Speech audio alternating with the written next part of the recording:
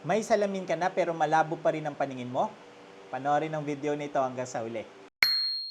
Hi mga idol, ako si Doc Doms, isang board-certified ophthalmologist and a retina specialist at pag-usapan natin yan. Pero disclaimer lang, ang mga videos na ginagawa ko ay for educational purposes only at hindi kapalit ng consultation mo sa iyong ophthalmologist.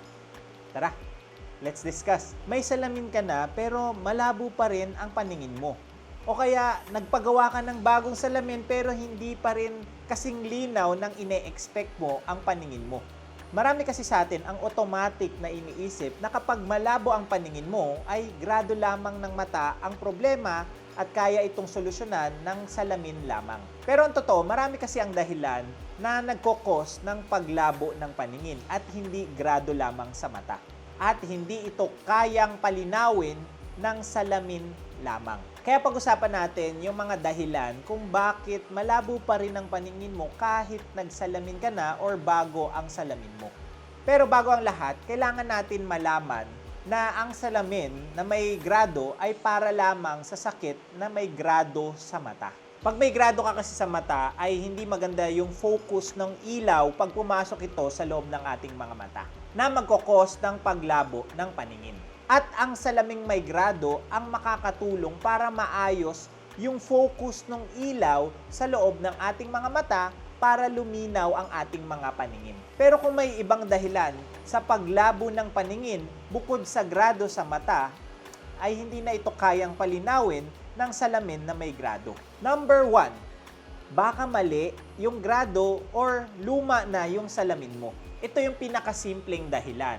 Kung nagpagawa ka ng bagong salamin, baka mali yung grado na nailagay. O di kaya kung luma na yung salamin mo, baka gumalaw na yung grado ng mata mo at hindi na angkop yung grado ng salamin mo. Dahil sa paglipas ng panahon ay pwedeng magbago ang grado ng ating mga mata habang tayo ay tumatanda. At kung hindi nasakto ang grado ng salamin sa grado ng mata mo, ay hindi na ito magtutugma at hindi rin ito makakatulong sa paglinaw ng paningin. Kaya kung matagal na ang salamin mo at napansin mong lumalabo yung paningin mo, hindi na kasing linaw dati, ay baka kailangan mong i-update ang grado ng salamin mo. So, napaka-importante na tama or angkop ang grado ng salamin sa grado ng mata para ang paningin ay luminaw. Number 2, dry eyes. Isa sa pinaka-common na dahilan sa pabago-bago or pag-fluctuate ng ating mga paningin sa buong araw ay ang panunuyo nito. Minsan sasabihin ng pasyente, "Dok, minsan malabo." Tapos mamaya lilinaw ulit. Tapos lalabo ulit ng konti at lilinaw ulit. O kaya, "Dok, parang lumalabo siya kapag may ginagawa ko sa malapitan tulad ng pagse-cellphone or pagko-computer, parang lalabo siya tapos maya-maya pag nagpahinga ako ay lilinaw naman ulit." Ito ay posibleng dahil sa mabilis na pagtuyo ng mata mo. Kapag naka-expose kasi tayo sa mga malapitang gawain tulad ng pagse-cellphone at gadgets, ay may dalang yung pagkurap ng mga mata natin na magkukos ng mabilis na pagtuyo nito. At ito naman ay maglilid sa paglabo ng mata habang ito ay tuyo. Pero kapag ito ay nabasa ulit, ay dapat luminaw ito ulit. Kapag dry eyes lang ang dahilan, ay makakatulong yung madalas na pagpahinga kapag kayo ay gumagawa ng mga malapitang gawain. At ang pagpatak ng mga artificial tears or lubricants ay makakatulong din. Pangatlo, cataract. Ang cataract ay ang pamumuti or pag-fog ng malinaw na lente sa loob ng mga mata natin. Ang pinakamadalas na dahilan ay ang aging or pagtanda, na usually 60 years old and above ay pwede na tayong magkaroon ng katarata. At sa early stages ng cataract ay pwede pang gumana yung salamin na may grado dahil nagbabago rin yung grado ng lente sa loob ng mata natin. Pero sa mga bandang huling stage na ng cataract, ay hindi na ito kakayanin ng salamin na may grado at baka kailangan ng operahan. Ito ay para makakita ka ng malinaw kung gugustuhin mo na. Kaya huwag magtaka na kapag meron na kayong katarata ay hindi na gumagana kahit mag-update pa kayo ng salamin or ng grado ng salamin. Kaya kung significant na yung paglabo ng paningin at naaapektuhan na kayo sa pang-araw-araw nyong gawain dahil sa katarata, ay pwede nyo na itong ipa-opera para makakita ng malinaw. Number 4 ay corneal problems. Ang cornea ang transparent na parte ng mata sa pinakaharap nito. Dapat mapanatiling transparent at clear ito para makakita tayo ng malinaw. However, kapag nagkaroon ng problema, nagka-infection, nagkasugat, at iba pa, ay pwedeng maapektuhan ang pagka-clear or transparent nito at makaharang ito sa ating mga paningin. Siyempre, kung nagkaroon ng pamumuti sa transparent na cornea at nakaharang ito sa paningin, ay maapektuhan ang paningin natin, pwedeng malabo at pwedeng permanenteng pagkabulag. At sa ibang kaso naman ay pwedeng mag-iba yung shape ng cornea na imbis na dome shape, ay magiging cone shape siya or parang apa or cone na pwedeng makaapekto sa grado ng mga mata at magkaroon ng severe astigmatism na minsan ay hindi nakakayanin ng salamin na may grado at may mga ibang procedures na pwedeng gawin para dito. Ito yung tinatawag na keratoconus.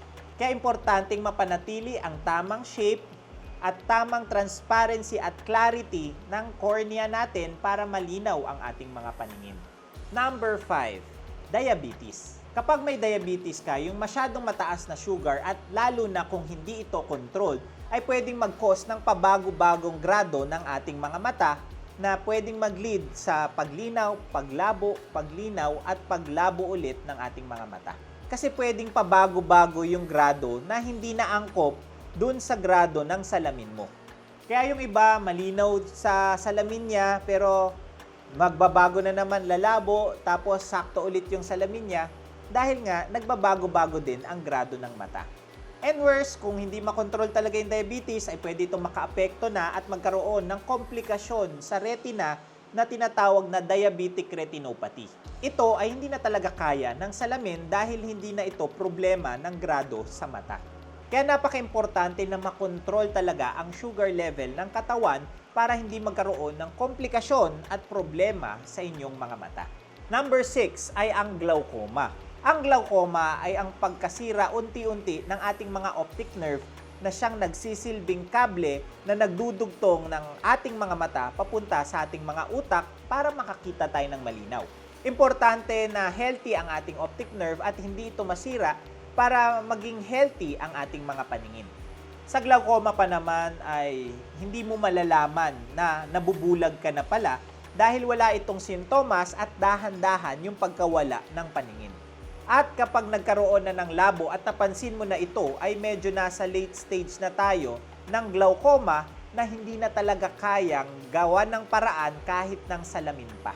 Kaya importante kung meron ka ng mga risk factors tulad ng aging na 40 years old and above, may family history ng glaucoma, nagkaroon ng history na mataas na pressure sa mata, may high blood at diabetes, ay importanteng na-check kayo kahit at least once a year para na-monitor kung meron ba kayong glaucoma at nagagawan ng paraan kung meron nga ng maaga, kahit malinaw pa ang inyong mga paningin. Number 7, problema naman sa retina or sa macula. Ang retina ang siyang nagsisilbing pelikula or film ng ating mga mata na tumatanggap ng ilaw at kino-convert ito sa signals para ipadala sa ating mga utak via the optic nerve para makakita tayo ng malinaw. At ang macula naman ang parte sa retina na responsable sa gitnang paningin ng ating mga mata. Maraming pwedeng maging problema sa retina: diabetic retinopathy, hypertensive retinopathy, macular hole, macular edema, stroke sa mata, retinal detachment, at marami pang iba. And obviously, dahil retina ang may problema, ay hindi ito kayang gawa ng paraan ng salamin na may grado. Kahit anong salamin. Kaya kung makapansin ka na parang bumabaluktot na yung mga straight na linya, meron kang maraming floaters na biglaang nakita, or may flash ng ilaw sa iyong paningin, o di kaya may parang kurtinang nakaharang na sa iyong paningin, or meron kang diabetes or high blood at iba pang sakit sa katawan, ay magpa-check up ka na rin regularly para na monitor kung meron kang problema din sa retina. Number 8, problema sa optic nerve.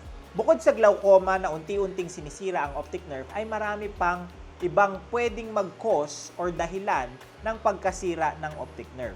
Again, di ba, napag-usapan natin na ang optic nerve ang nagsisend ng signal para makarating ito papunta sa ating mga utak para makakita tayo ng malinaw. Napaka-importante na healthy ang ating mga optic nerves. Walang umiipit dito, hindi ito namamaga, walang infection, at dapat maganda ang daloy ng dugo sa ating mga optic nerve para maging healthy ang functions nito. Dahil kapag nagkaproblema dito ay bababa ang ating mga paningin na pwede ring mag-lead sa pagkabulag na hindi kayang solusyonan ng salamin na may grado. Number 9 ay amblyopia or lazy eye. Ito ay nakikita sa mga bata na nagde-develop pa lang ang kanilang mga paningin. Ang amblyopia or lazy eye from the word lazy ay tinamad na mag-develop yung paningin ng mga bata na hindi na ito umabot doon sa malinaw na paningin. Maraming pwedeng maging dahilan to, pero dapat na monitor natin at nagagawa natin kagad ng paraan yung mga pwedeng causes ng paglabo ng paningin sa mga bata para mag-develop ito ng maayos hanggang sa malinaw na paningin. Dahil kapag inabot na to ng mga 7 or 8 years old na dapat fully developed na ang kanilang mga paningin, nang hindi ito nag-develop ng maayos, ay hindi na ito magde-develop pa kahit na sila ay tumanda pa. Isa sa mga pwedeng mag-cause nito sa mga bata ay ang grado sa mata. Kaya napaka-importante na mabigyan kagad dito ng solusyon tulad ng salamin na may grado para nade-develop pa rin sa malinaw na paningin ang kanilang mga mata. Dahil kapag nagka-amblyopia na or tumanda na sila nang hindi nag-develop sa malinaw na paningin, ay kahit salamin na may grado ay hindi na rin ito mapapalinaw. Again, i-treat dapat yung amblyopia habang bata pa bago pa ito maging permanent na problema pagtanda. Number 10 ay tinatawag na presbyopia. Kapag dumating tayo sa edad na 40 years old and above, ay nagkakaroon na ng pagbabago sa ating mga mata, lalo na sa lente natin. Ang lente kasi natin ay nag-a-adjust sa malayo, sa malapit, sa malayo, sa malapit, at nag-iiba ang hugis nito. However, kapag dating ng 40 years old, ay nahihirapan na itong magbago ng kanyang shape para makafocus sa malapitan. Kaya kung 40 na kayo, ay mapapansin nyo na kailangan nyo ng ilayo ang mga nakikita sa malapit para mas malinaw itong makita. Ang kailangan dito ay salamin na may grado din naman para sa malapitan. Para matulungan tayong mag-focus sa malapit dahil hindi na kaya ito ng ating natural na lente. Pero kung meron ka ng lumang salamin at wala itong salamin sa pangmalapitan, ay hindi pa rin lilinaw ang paningin mo sa mga malapitang gawain. Dahil yung grado ng salamin mo ay nakafocus sa mga malayo ang gawain, lalo na kung ito ay salamin mo na before 40 years old pa na wala ka pang presbyopia na nagbibigay linaw sa malayuan na paningin. So, hindi ito gagana sa mga malapitang gawain. Kailangan mo magpagawa ng salamin na dalawa ang focus, sa pangmalayo at pangmalapit. Pwedeng reading glasses lamang kung wala ka namang grado sa malayo, bifocals or pangmalayo at pangmalapit, o di kaya progressive lenses na pwedeng pangmalayo, gitna at malapit. Ito ay depende sa lifestyle na gusto mo.